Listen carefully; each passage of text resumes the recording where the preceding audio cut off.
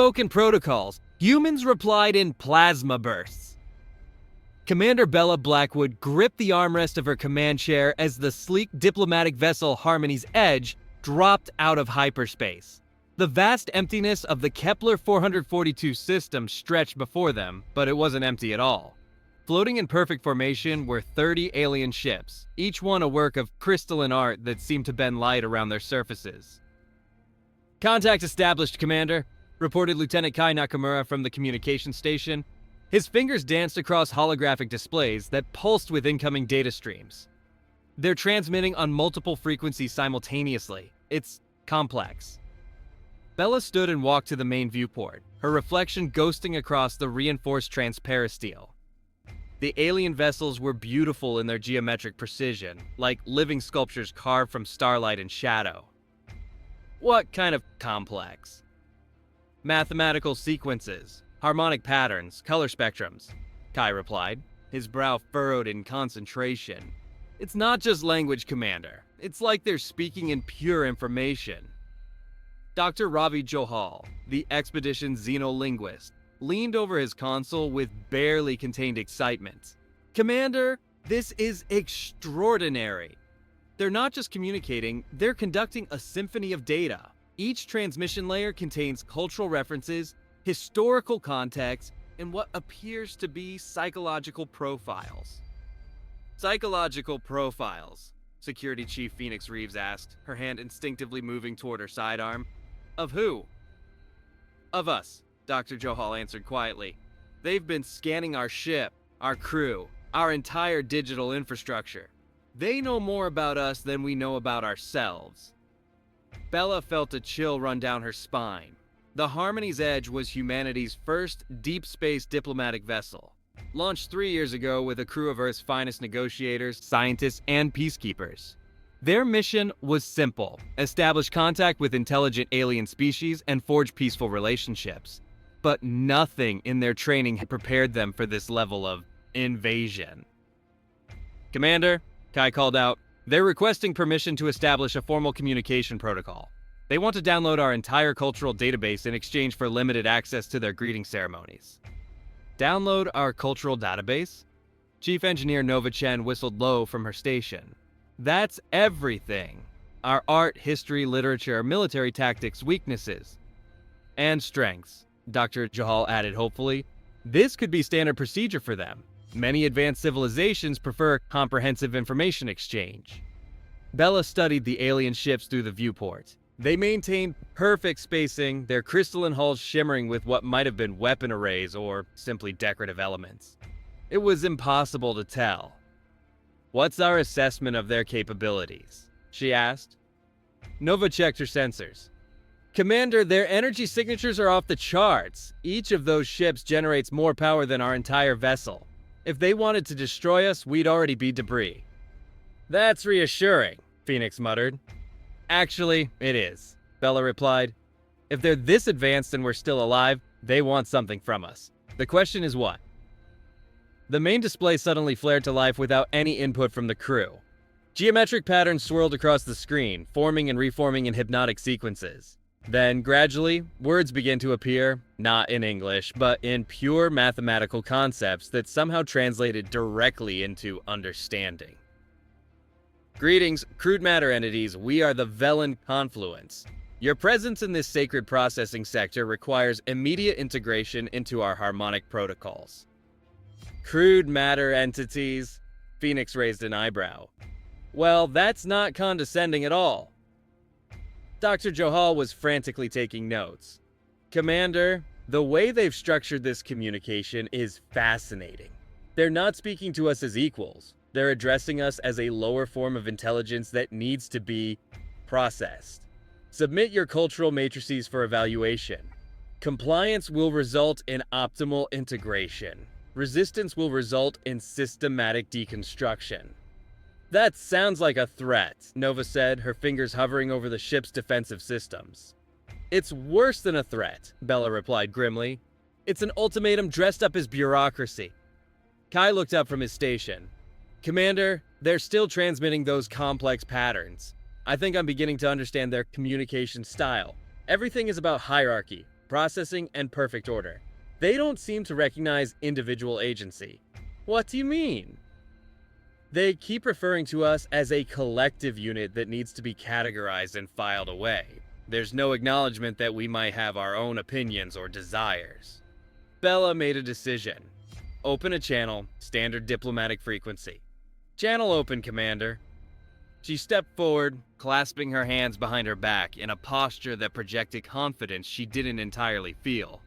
This is Commander Bella Blackwood of the United Earth Diplomatic Corps vessel Harmony's Edge. We appreciate your greeting, but we must respectfully decline your integration protocols. The response was immediate and overwhelming. The ship's system screamed warnings as energy readings spiked across the alien fleet. Error, error. Unauthorized deviation from established parameters. Crude matter entities lack authority to decline processing. Well, Phoenix said dryly, I think we just broke their computer. Dr. Johal was studying the alien response patterns with growing alarm. Commander, I don't think they understand the concept of no.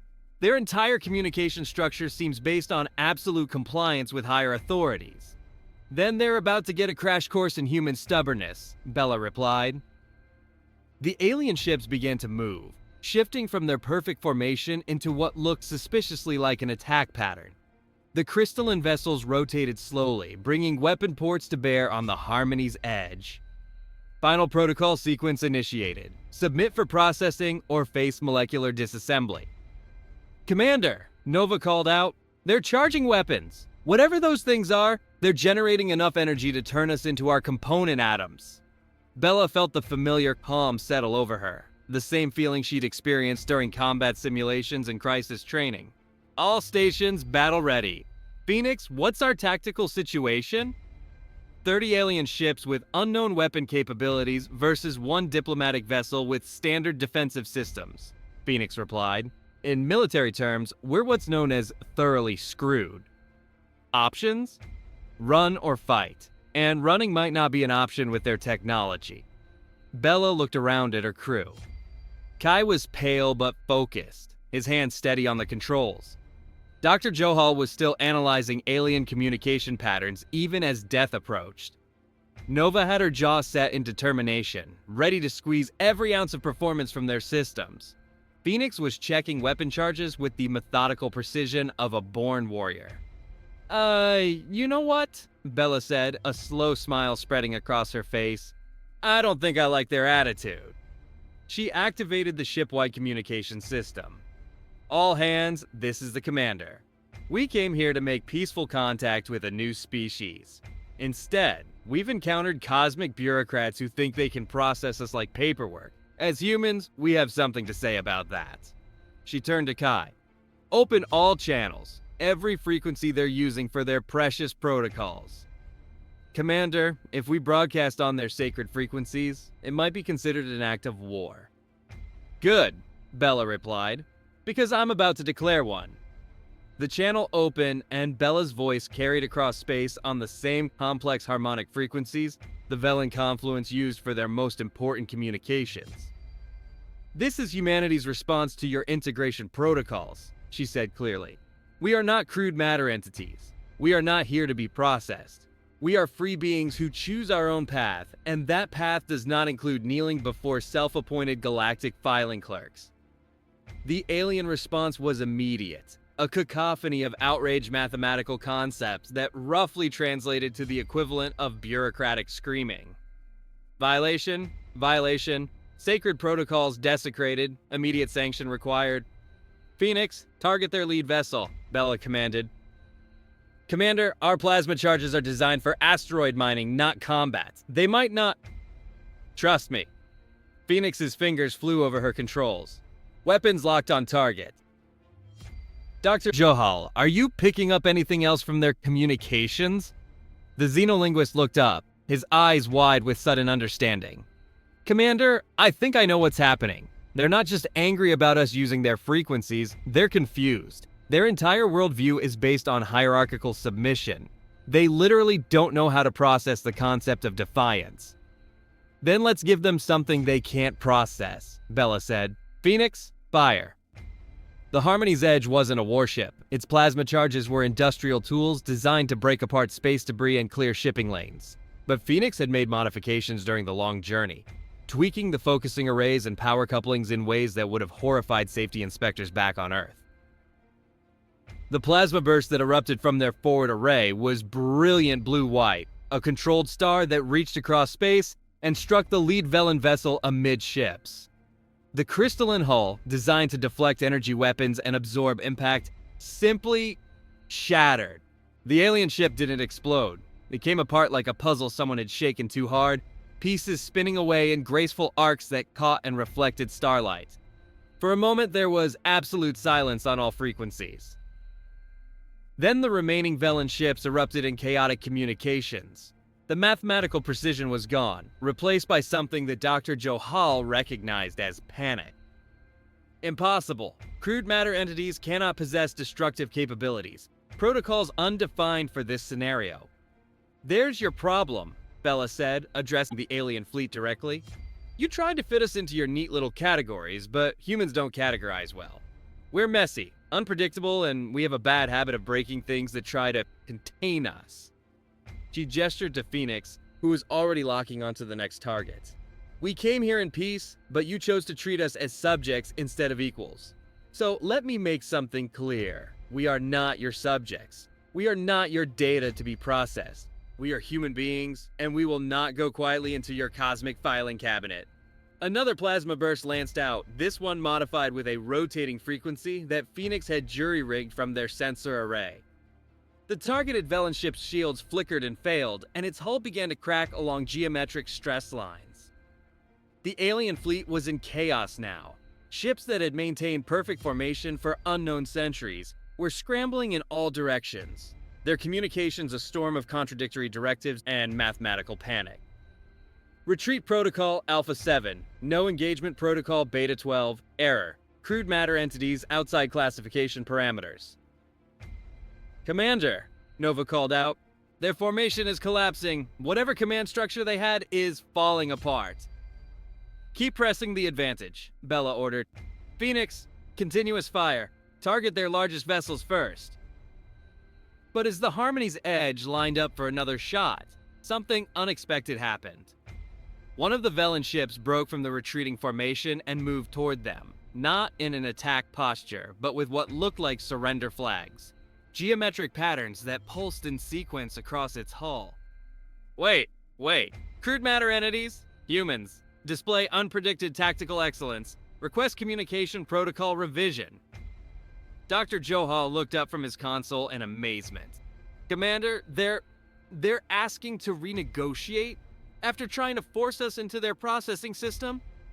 I think that's exactly why they want to renegotiate. We've broken their entire understanding of how the universe works. They need new categories for us. Bella considered this. The remaining Velen ships had stopped retreating and were holding position at what might be considered a respectful distance. Their communications had shifted from commands to something that resembled requests. All right, she said finally. Let's see what they have to say. But, Phoenix, keep weapons locked on target. Always, Commander. The communications that followed were unlike anything in the first contact protocols. The Velen confluence, it turned out, was exactly what they had seemed. A galaxy-spanning bureaucracy that had spent millennia cataloging and processing every form of life they encountered. Most species submitted to their integration protocols either out of fear or because they genuinely believed the Velens offered a better way of life. But humans were a problem. New classification required, the lead Velen vessel transmitted. Species designation, human. Characteristics, illogical, destructive, resistant to proper categorization. Threat level, significant. I think that's the nicest thing anyone's ever said about us, Phoenix commented. The negotiations that followed took 3 days. The Velens, faced with a species that refused to fit into their cosmic bureaucracy, had to create entirely new protocols. The concept of voluntary cooperation, of equals working together rather than superiors processing inferiors, was so foreign to them that they needed constant examples and explanations. But they learned. Proposal. they finally transmitted, "Establish separate interaction protocols for human species. No integration required, voluntary cooperation only." "That's more like it," Bella said. "But we want something else too. Specify requirements. We want you to offer the same deal to every species you encounter in the future. No more forced processing. No more integration ultimatums. Give everyone the same choice you're giving us." The silence stretched for almost an hour as the Velen fleet processed this request. When they finally responded, Dr. Johal had to read the translation twice to make sure he understood it correctly. "Accepted. Human logic patterns suggest improved efficiency in voluntary systems. Protocols will be revised galaxy-wide." And that, Bella reflected as she watched the Velen ships prepare to depart, was how humanity's first contact with an alien civilization ended. Not with careful diplomacy or cultural exchange, but with a bureaucracy, learning that some problems couldn't be solved by filing them away. 6 months later, reports began coming in from across the galaxy. The Velen Confluence was indeed honoring their agreement, offering voluntary cooperation to species they had previously forced into submission. Several civilizations that had been processed for centuries were suddenly free to govern themselves again. The Harmony's Edge had become something of a legend among the stars, the small diplomatic vessel that broke the cosmic filing system and taught the galaxy's greatest bureaucrats the meaning of the word no. As for Bella and her crew, they were already heading toward their next assignment, a system where mysterious signals suggested another first contact opportunity. This time, they were better prepared. They knew that sometimes the best diplomacy happened at the business end of a plasma cannon. "Commander," Kai asked as they prepared to jump to hyperspace, "what do you think we'll find out there?" Bella smiled, watching the stars stretch into lines as the jump drive engaged. "Hopefully someone with better manners than the Velens, but if not..." She glanced at Phoenix, who was already running diagnostics on their weapon systems. "Well, we've proven that humans can be very persuasive when we need to be." The Harmony's Edge disappeared into hyperspace, carrying humanity's message to the stars. "We come in peace, but we're perfectly capable of coming in pieces. Specifically, the pieces of anyone who mistakes our diplomacy for weakness." Behind them, the Kepler 442 system returned to its normal quiet, marked only by the slowly expanding debris field that had once been the pride of the Velen fleet. A reminder that sometimes, the best way to establish peaceful relations is to demonstrate that you're not afraid of the alternative. In the depths of space, protocols were being rewritten, and for the first time in millennia, they included a clause that the galaxy's bureaucrats were still struggling to understand: the right to say no.